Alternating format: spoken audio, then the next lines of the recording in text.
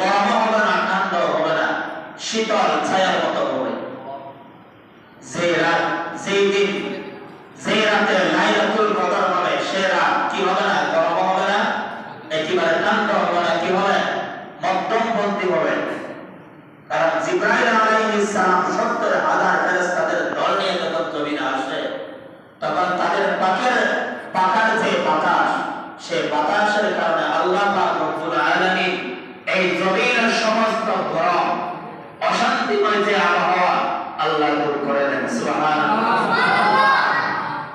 এই ফেরেশতারা আসার পর পৃথিবীর আনাচে কানাচে তারা ঘোরাফেরা করে, মসজিদের ঘরে বাইরে হাতে বদলে তারা ঘুরে ঘুরে থাকে।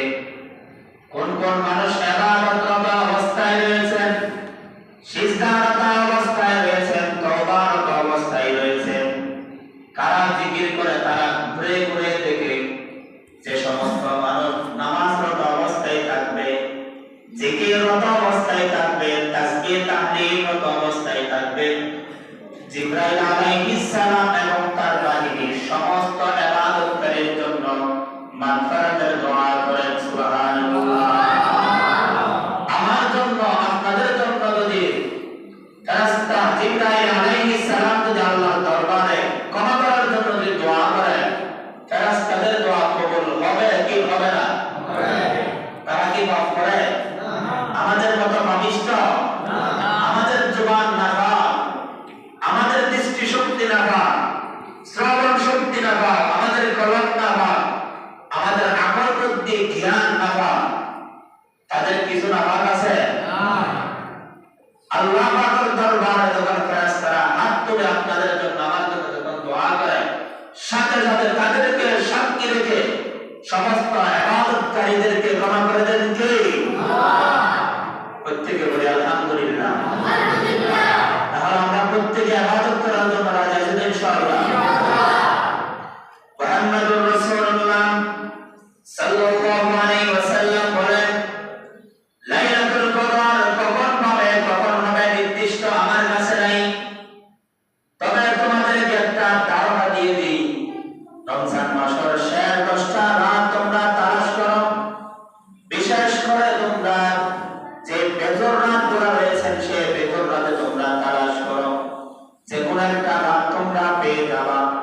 এই রাত যদি পেয়ে যাও, একটাতে ইবাদত করলে 83 বছর পর্যন্ত ইবাদত করলে যে সওয়াব হয়, সেই পরিমাণ সওয়াব আমাদের আমলনামায় দিবেন কে? তাহলে সে রাত তালাশ করার জন্য আমরা ইতিকাফ থাকি।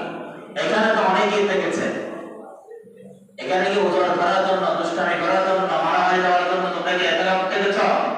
অনেকে ঝগড়াঝাটি করে। আসলে আমরা ইতিকাফ থাকি কি কারণে? এই লাইলাতুল কদর রাত তালাশ করার জন্য।